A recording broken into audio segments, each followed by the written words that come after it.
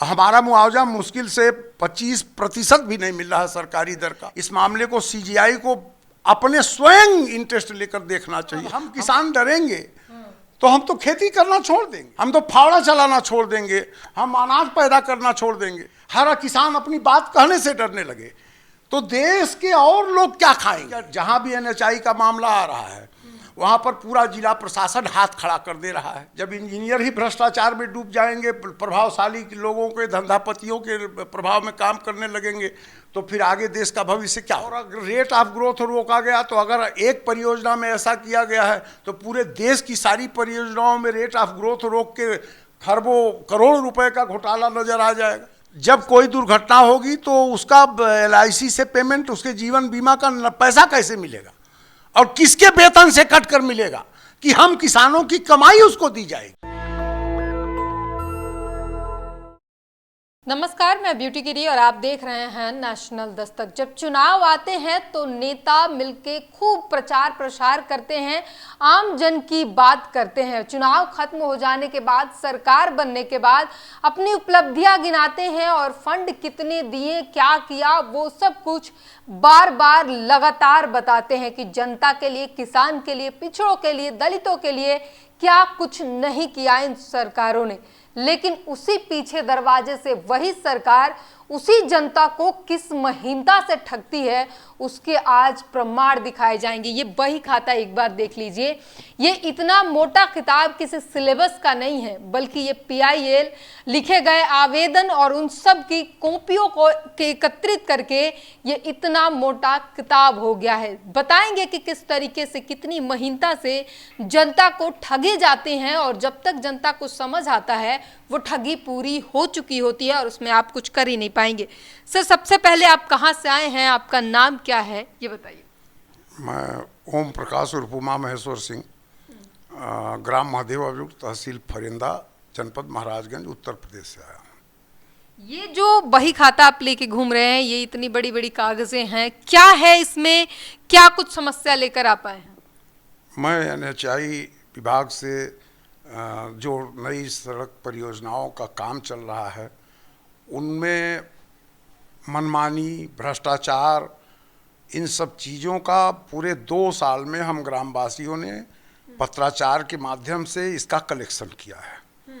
और जब हमारी बात प्रशासनिक स्तर पर, छोटे स्तर पर तो सब अधिकारी सुनते हैं, उनके निराकरण करने की कोशिश करते हैं, लेकिन जब NHI का मामला आता है तो कोई सुनने को तैयार नहीं होता है। क्योंकि अगर प्रशासन बैठक में भी आता है या गांव की बात सुनता है तो NHI उससे दूर हो जाती है। NHI के जितने भी अधिकारी हैं, कार्यदायी संस्था के जो लोग हैं, वो सिर्फ किसानों के साथ मनमानी करते हैं। सड़क को किसी के प्रभाव में दाएं से बाएं कर देना, बाएं से दाएं कर देना, इनके दाएं बाएं हाथ का खेल है। किसी को मुआवजा देकर उसके मकान को न गिरा के उसका मकान छोड़ के दूसरे के जमीन में सड़क को डाइवर्ट करना इनके। आप ये कह रहे हैं कि किसी के मकान को बचाया गया, मुआवजा भी उसी को दिया गया और आपको नहीं मिला? नहीं, हमारे गांव के अन्य किस परिवार के किसानों को नहीं मिला और जमीन अधिग्रहित कहीं है और बनाई कहीं दूसरे, उसी के दूसरे खेत में बनाई जा रही है, दूसरे किसान के खेतों में बनाई जा रही है। क्यों किया जा रहा है ऐसा? LAP में परिवर्तन, लैंड एक्विजिशन जो प्लान है उसको ही चेंज कर दे रहे हैं। कार्यदायी संस्था उसको दूसरी तरफ सरका दे रही है। काम कहीं करना है, गोलाई उसकी कुछ और नियत है तो गोलाई ही चेंज कर देंगे।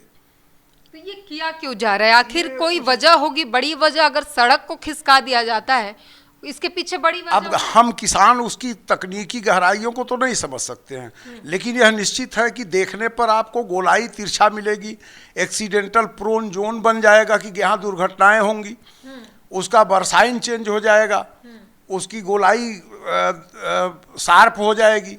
तो इन सब चीज़ों पर माननीय नितिन गडकरी जी का ध्यान आकर्षित हम किसान कैसे कर सकते हैं।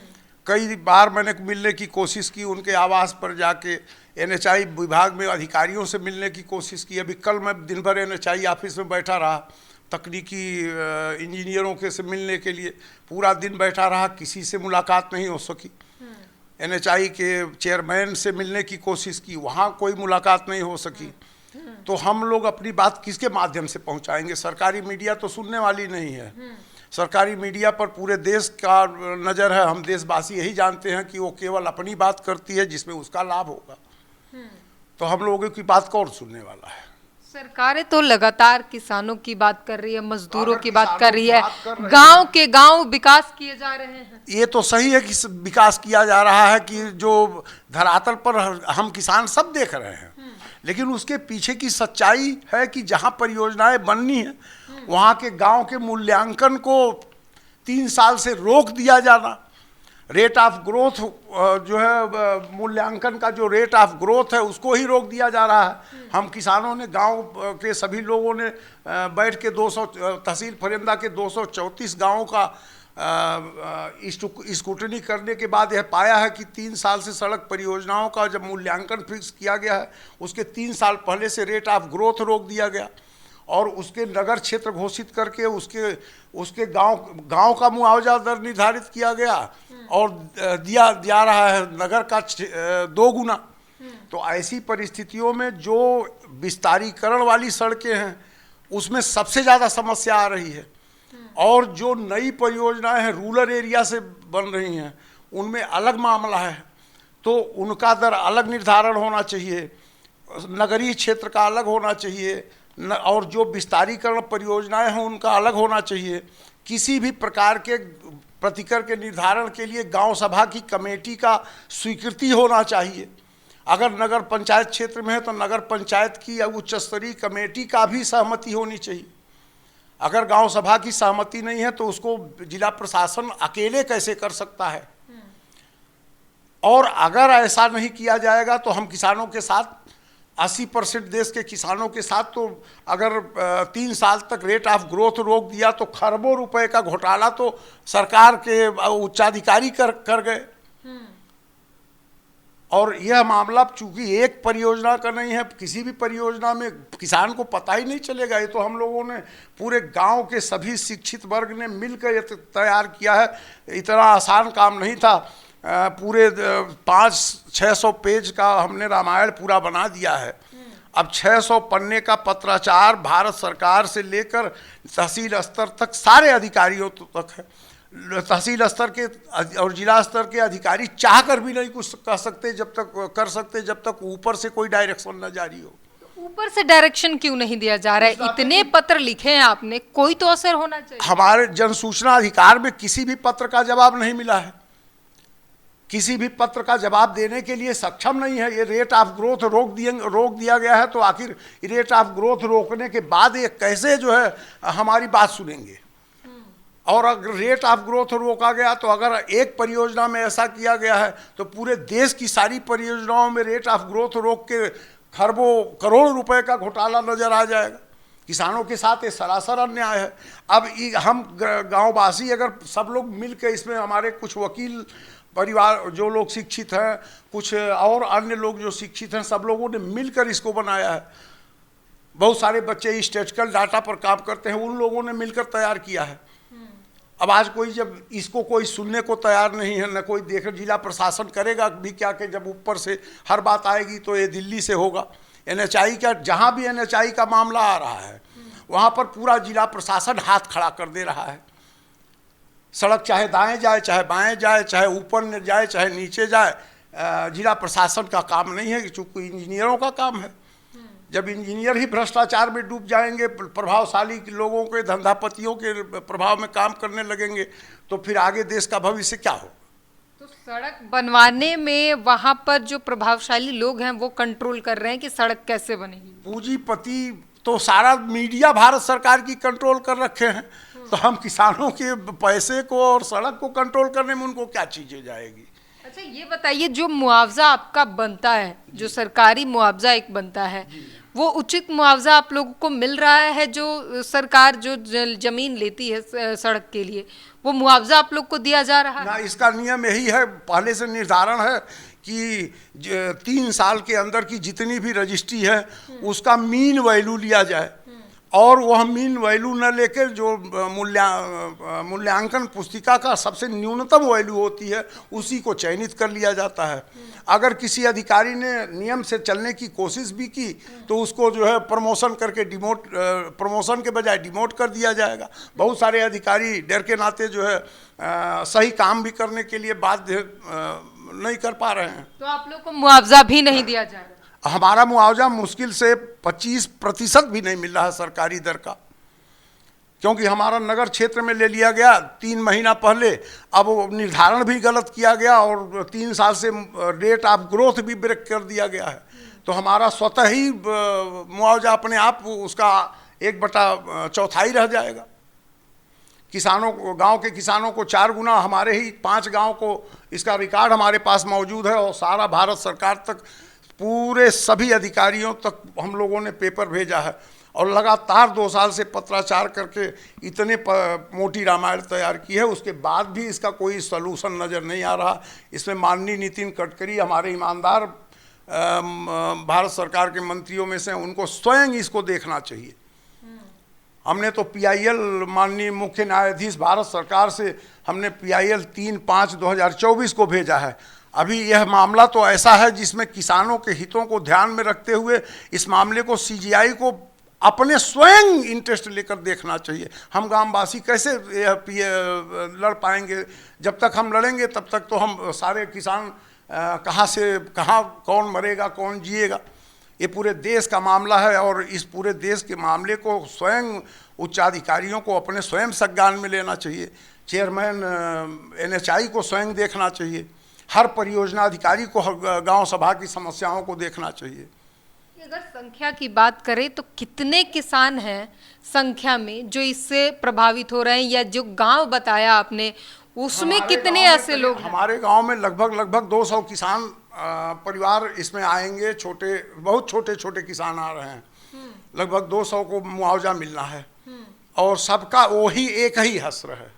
अब अलाइनमेंट इधर उधर खिसकाने से हमारे और भी छोटे छोटे किसानों का पूरी जमीन ही समाप्त हो जा रही है। अब एक ये बताइए, इतने करोड़ों के जो घोटाले आपने बता दिए कि इतने गांव के जो डेवलपमेंट विकास को जो है रोक दिया गया है, सीधे सीधे आप केंद्र सरकार की सारे घोटालेबाजी बता। मैं केंद्र सरकार को क्यों चैलेंज कर रहा हूं? मैं तो पूरे सिस्टम को चैलेंज कर रहा हूं ना, कि सिस्टम का जवाब दें। जो हमने 2 साल में हम गाँव वासियों ने मिलकर जो पत्राचार किए हैं, इस पर कोई जवाब देने को क्यों नहीं तैयार है? लिखित रूप में जवाब दें। ऐसा क्यों नहीं किया जा रहा है? आपको डर नहीं लग रहा सीधे सीधे सिस्टम को? नहीं, सिस्टम को चैलेंज करने में अगर हम किसान डरेंगे तो हम तो खेती करना छोड़ देंगे, हम तो फावड़ा चलाना छोड़ देंगे, हम अनाज पैदा करना छोड़ देंगे, हर खेत में जाना ही छोड़ दें। अगर सारे देश के किसान खेत में जाना छोड़ देंगे डर से, जानवर नहीं अपनी रक्षा कर सकेंगे, फसल की नहीं रक्षा कर सकेंगे, तो अनाज कहाँ से आए देशवासियों के लिए? ये जो बैठे हैं नीचे से ऊपर तक तो क्या खाएंगे? हर किसान खेत में जाने से डरने लगे, हर किसान अपनी बात कहने से डरने लगे, तो देश के और लोग क्या खाएंगे? इसका जवाब कोई दे सके तो बताए। दर्द आपके चेहरे पे दिख रहा है, आपके आंखों में दिख रहा है। ये जो मौजूदा सरकार है हर वक्त किसान किसान किसान की बातें करती है, उस सरकार से क्या कहें? मेरा जिला प्रशासन हमेशा 24 घंटे मेरे साथ खड़ा है। तहसील के सारे अधिकारी हर बात सुनने को तैयार है, लेकिन ऊपर विभाग के और जो जिम्मेदार लोग हैं सुने तब तो। नेताओं का प्रेशर है। अब नेताओं का तो प्रेशर ये तो सिस्टम जाने और नेताजी लोग जाने, लेकिन हमारी बात कोई सुनने के लिए तैयार हो कि हाँ इसमें कमी क्या है। पूरे 2 साल में इतने पत्र, लगभग 500 पत्र का पत्राचार है और 500 पत्रों में कोई तो सुनने को तैयार हो। अभी तक स्पेशल कमेटी नहीं, इसके सुनने के लिए स्पेशल कमेटी नहीं बनाई गई। जिलाधिकारी महोदय हमारी बात सुने एक दिन, और गांव भर की बात SDM से कई बैठक हो चुकी है, लेकिन जो उनके अधिकार में वही कर सकते हैं। जो उनके अधिकार में NHI के अफसर मनमानी करेंगे तो कैसे सुनेंगे? यह मामला तो सीधे माननीय नितिन गडकरी के ईमानदार मंत्री जी के क्षेत्र का है। उनको यह तो स्वयं देखना चाहिए कि इतने बड़े, कि आज मैं स्वयं गया था माननीय नितिन गडकरी जी के आवास पर मिलने के लिए।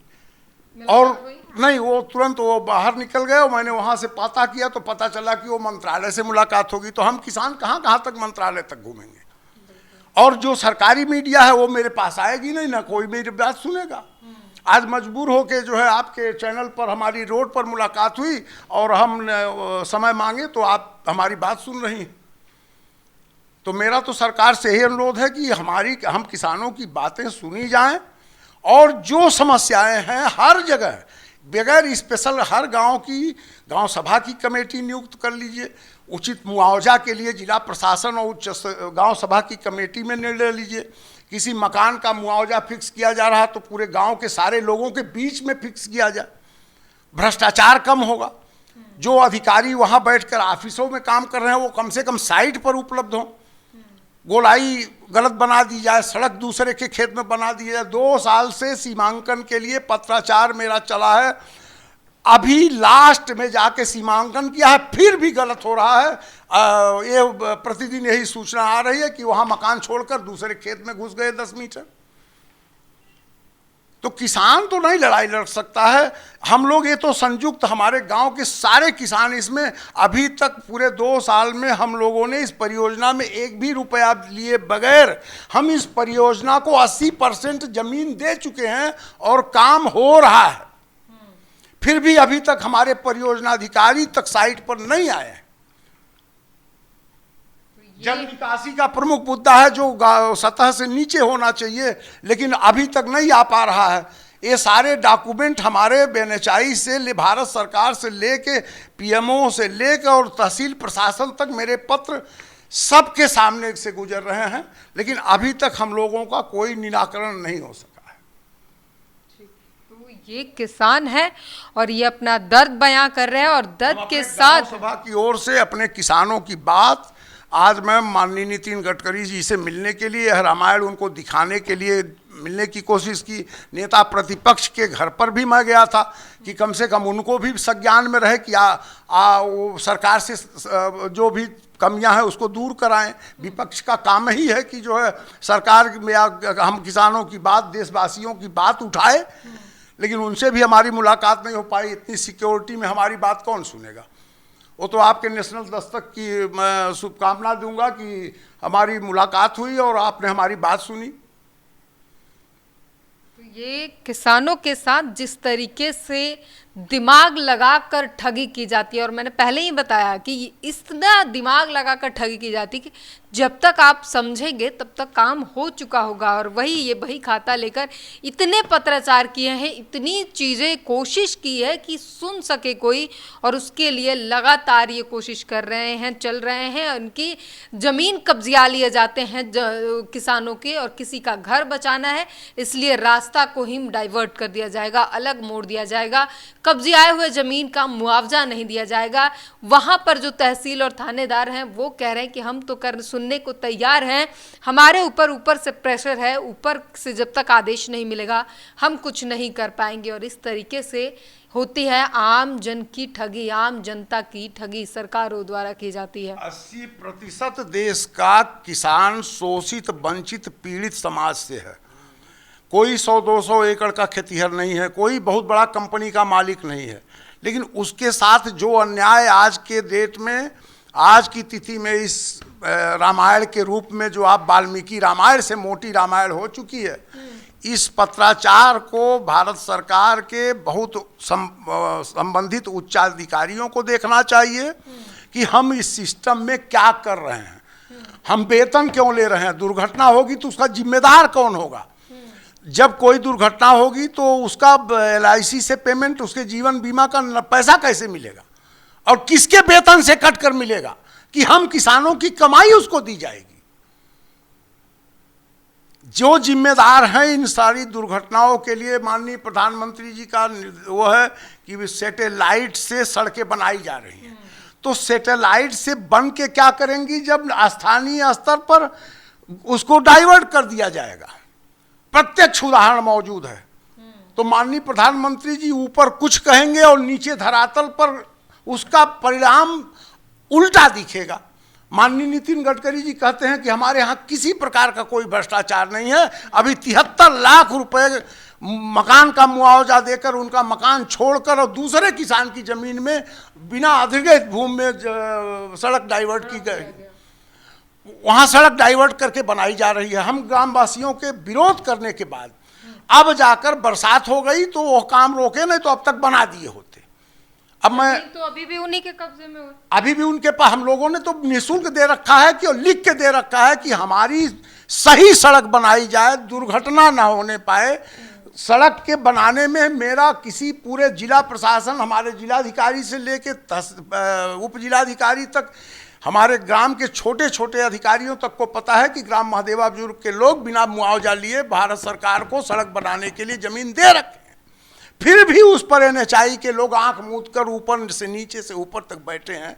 तो अब इनकी दवा हम लोगों ने नहीं कर सकते। इसके लिए माननीय नितिन गडकरी जी को सीधा एक्शन लेना चाहिए और इस प्रकरण को स्वयं देखना चाहिए कि यह NHI NH 24 परियोजना के भ्रष्टाचार का रामायण लिखना जारी है। अभी तक कुल 560 पन्ने हैं, अभी 200 पन्ने और भी बनाए बाकी हैं। माननीय भारत के मुख्य न्यायाधीश को PIL के रूप में न्यायमूर्ति DY चंद्रचूड़ जी को दिनांक 3/5/2024 को हम लोगों ने रजिस्ट्री डाक से भेजा है और जो ये लगा हुआ है, अभी तक इस पर कोई प्रक्रिया नहीं चल रही है। लेकिन मैं माननीय मुख्य न्यायाधीश महोदय भारत सरकार से अनुरोध करूंगा कि इस ऐसे मामले को, जो पूरे देश के किसानों का 80% किसानों का, देशवासियों का मामला हो, इसको स्वयं देखना चाहिए और इतने बड़े सिस्टम में खामी कहाँ है उसको दूर करना चाहिए। तो जो किसान सींचता है, देश को तैयार करता है हर एक क्षेत्र के लिए, हर एक लड़ाई के लिए, उसी किसानों के साथ कितनी बुद्धिमानी से ठगी की जाती है उसके ये सबूत है और किसान की जुबानी आपने सुना है। इस पूरी बातचीत पर अपनी प्रतिक्रिया जरूर दीजिए। नेशनल दस्तक की आपसे गुजारिश है कि अगर इसको बचाना चाहते हैं तो नेशनल दस्तक को सब्सक्राइब करने के लिए रेड कलर के सब्सक्राइब बटन को दबाएं, फिर बेल आइकन की घंटी दबाएं। नेशनल दस्तक को बचाने के लिए बहुत जरूरी है कि हर खबर को शेयर करें, लाइक करें, कमेंट जरूर करें।